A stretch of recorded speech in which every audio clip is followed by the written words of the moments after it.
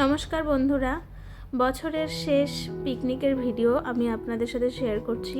শীত প্রায় চলে যেতে বসেছে, তাই আমরা সকলে মিলে রাত্রিবেলা পিকনিক করেছিলাম বাড়িতেই। তো আজকে আমরা রান্না করব চিকেন বিরিয়ানি এবং মাটন বিরিয়ানি দুটোই একই সাথে। তাই ভিডিওটি একদম লাস্ট অবধি দেখতে থাকুন যে আমরা কিভাবে বিরিয়ানি রান্না করছি। এই যে দেখুন, আজকে গোটা মুরগি আনা হয়েছে।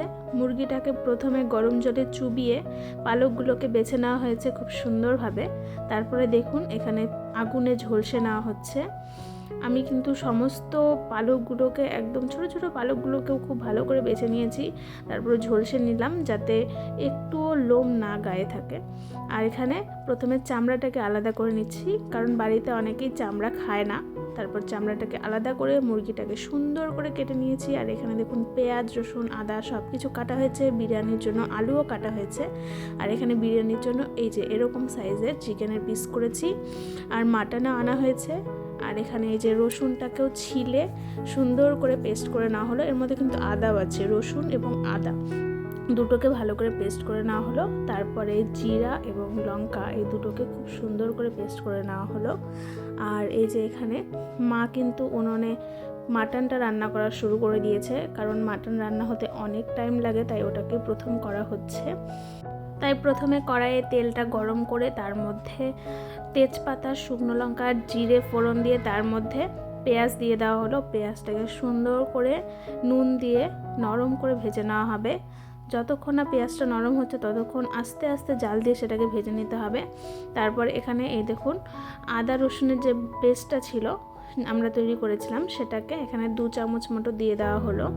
তারপর এখানে লঙ্কা এবং জিরের পেস্টটাকেও দিয়ে দেওয়া হবে প্রায় 3 চামচ মতো। আপনারা যেরকম ঝাল খাবেন সেরকম আপনারা দিতে পারেন। দিয়ে খুব সুন্দর করে কষিয়ে নেওয়া হবে।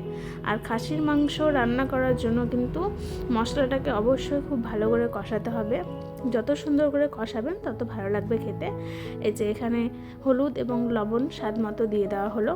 আপনারা যেরকম নুন খান সেরকম স্বাদ মতো আপনারা দেবেন। দিয়ে সুন্দর করে কষিয়ে নেবেন। অল্প অল্প করে জল দিয়ে মশলাটাকে সুন্দর করে কষিয়ে নেওয়া হচ্ছে।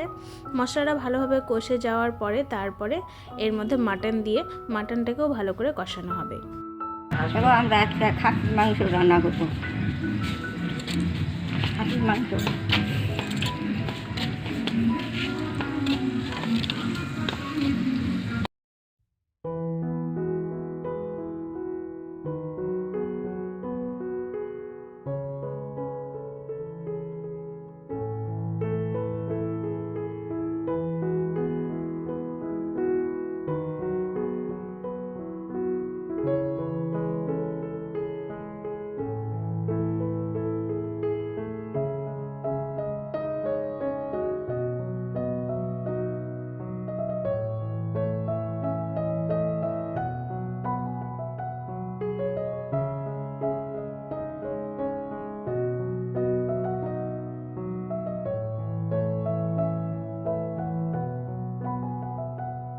বাইরে খাসির মাংসটা বসানো হয়েছে। এখানে আমার ছেলে বিরিয়ানি করার জন্য আলু সেদ্ধটা বসিয়ে দিচ্ছে। এখন এখানে মুরগির মাংস দিয়ে বিরিয়ানিটা হবে আর কি। আপনারা সবাই দেখুন ও কিভাবে করছে দেখুন।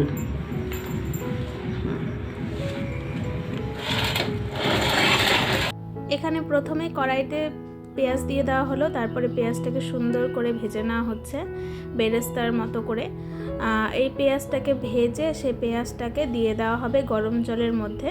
সেখানে আলুটাকে সেদ্ধ করে নেওয়া হবে। দেখুন পেঁয়াজটাকে খুব সুন্দর করে নরম করে একদম বেরেস্তার মতো করে ভাজা হচ্ছে। বেরেস্তার থেকে একটু কম, একটু লাইট আর কি ভাজা হলো, গোল্ডেন ব্রাউন করে ভেজে নেওয়ার পরে এই যে দেখুন একটা সসপ্যানে গরম জল বসিয়ে দেওয়া হয়েছে। সেখানে পেঁয়াজটা দিয়ে দেওয়া হলো। তার মধ্যে দিয়ে দেওয়া হলো 3 চামচ আদা রসুনের পেস্ট। এখানে আদা রসুনের পেস্টটাকে একটু বেশি করে দেওয়া হচ্ছে, কারণ এই জলের মধ্যেই আলুটাকে সেদ্ধ করা হবে। তারপর আলু সেদ্ধ হয়ে গেলে তার মধ্যে চিকেনটাকেও সেদ্ধ করা হবে। তো সেই জন্য এই জলটার মধ্যে আদা রসুনের পেস্টটাকে বেশি করে দেওয়া হচ্ছে।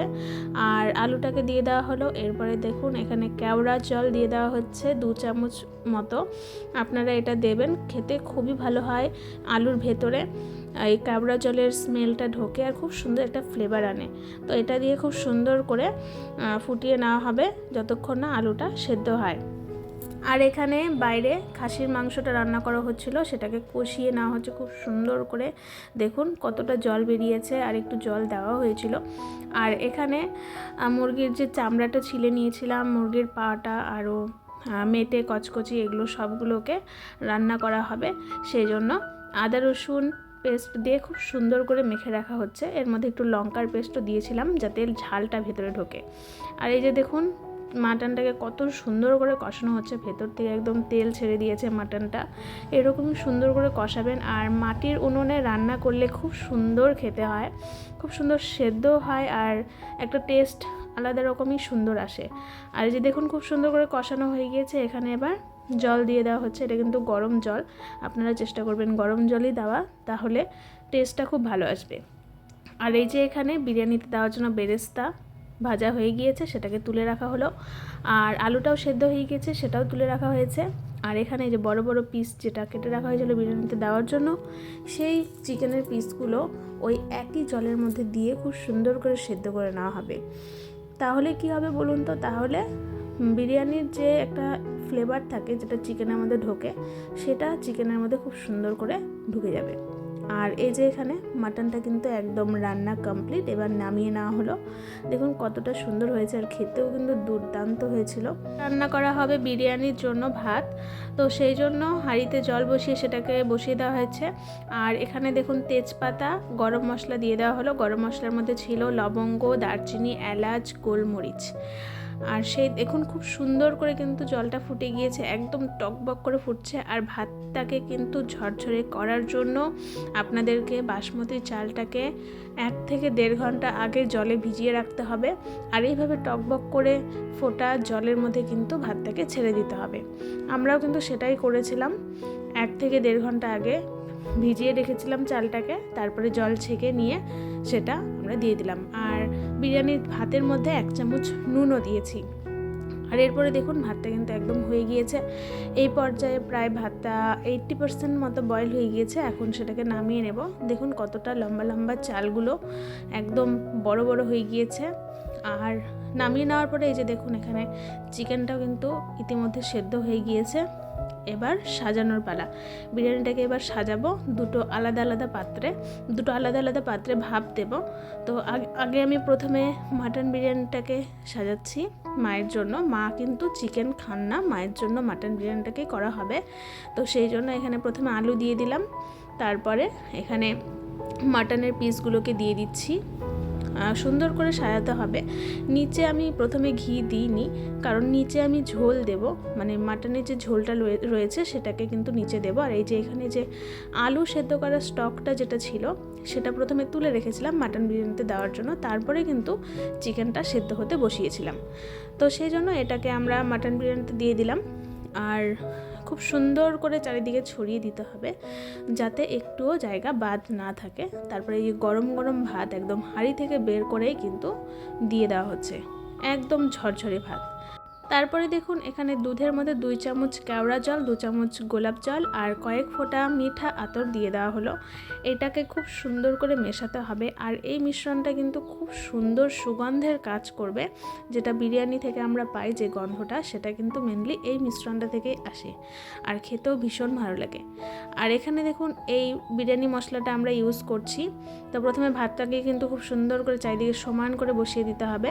তারপর বিরিয়ানি মশলাটাকে ছড়িয়ে দিলাম, এর ওপরে দিয়ে দেব আমি এই দুধের মিশ্রণটাকে, কয়েক চামচ দিলেই হবে। এখানে দেব আর একটা যে বিরিয়ানি রেডি করব সেখানেও দেব, সেজন্য রেখে দিলাম।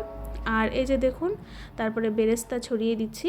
বিরিয়ানিতে কিন্তু বেরেস্তা না দিলে সেটা একদম অসম্পূর্ণ থেকে যায়। বেরেস্তা একটা খুব সুন্দর ফ্লেভার আনে বিরিয়ানিতে। আর তারপরে এই যে এখানে কয়েক চামচ ঘি দিয়ে দিচ্ছি ওপর থেকে। এই ঘিটা প্রথমে গলে যাবে, গলে গিয়ে নিচে একদম লেয়ার পর্যন্ত চলে যাবে, পুরো বিরিয়ানিতে একদম ছড়িয়ে যাবে। তারপরে দেখুন এখানে চিকেন বিরিয়ানির জন্য একটা বড় হাঁড়ি নিয়েছি, কারণ চিকেন বিরিয়ানি বেশি করে করা হচ্ছে, মাটন বিরিয়ানিটা অল্প করে করা হয়েছে। তো হাঁড়ির মধ্যে প্রথমে একইভাবে আলুগুলোকে সুন্দর করে বসিয়ে দিয়েছি। তারপরে এই যে স্টকটা যেটা ছিল চিকেনের, সেই স্টকটা দিয়ে দিলাম। তারপরে ওই দুধের আর গোলাপ জলের যে মিশ্রণটা ছিল সেই মিশ্রণটা দিয়ে দিলাম খুব সুন্দর করে চারিদিকে, যাতে প্রত্যেকটা মাংসতে এবং আলুতেও মিশ্রণটা পৌঁছায়। তারপরে গরম গরম ঝরঝরে ভাত এর উপরে দিয়ে দিচ্ছি, দিয়ে একদম ছড়িয়ে দিলাম। তারপরে দিয়ে দিলাম বিরিয়ানি মশলা। আর আমি এখানে 2টো লেয়ার করব, সেই জন্য অল্প করে ভাত দিয়েছি প্রথমে, তারপর বিরিয়ানি মশলা দিলাম, তারপরে ওই মিশ্রণটা দিয়ে দিচ্ছি। দেন আবার আমি মাংসগুলোকে দিয়ে দিচ্ছি খুব সুন্দর করে। তারপরে মাংসের যে ঝোলটা ছিল সেটাও কিন্তু দিয়ে দিলাম। এই মাংসর ঝোল যদি বিরিয়ানিতে দেওয়া হয় দুর্দান্ত লাগে খেতে, খুব সুন্দর হয়, ফ্লেভারটাও খুব ভালো লাগে। তো তারপরে একইভাবে ওই বিরিয়ানি মশলাটাকে দিলাম, বেরেস্তা দিলাম, আর এই যে ওপর থেকে দুধের মিশ্রণ যতটুকু ছিল সম্পূর্ণ দিয়ে দিলাম। আর দিয়ে দিলাম অনেকগুলো ঘি চারিদিকে ছড়িয়ে। শীতের দিন তাই ঘিটা একদম জমে গিয়েছে। পরে 45 মিনিট মতো আমরা একদম লো স্টিমে ভাপিয়ে নিলাম। খুব সুন্দর হয়েছিল, একদম ঝরঝরে হয়েছিল 2টো বিরিয়ানি। এই যে দেখুন কেমন হয়েছে সেটা আপনারা কমেন্টে জানান আপনাদের কেমন লাগলো রেসিপিটা। যদি ভালো লাগে তাহলে অবশ্যই একটা লাইক করবেন আর আমাদের চ্যানেলটা সাবস্ক্রাইব করে রাখবেন। এটাই ছিল আমাদের এই বছরের শীতের লাস্ট পিকনিক, বাড়িতেই সবাই মিলে। তো সেই জন্য আমরা খুব ভালোভাবে সেদিন মজা করেছিলাম।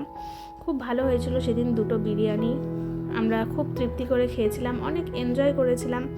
তো সেটা আপনাদের সাথে শেয়ার করলাম। আপনারাও জানাবেন আজকের ভিডিও আপনাদের কেমন লাগলো। আজকে এই পর্যন্তই, আবারও চলে আসবো নেক্সট কোনো দিন অন্য আরেকটি ভিডিও নিয়ে।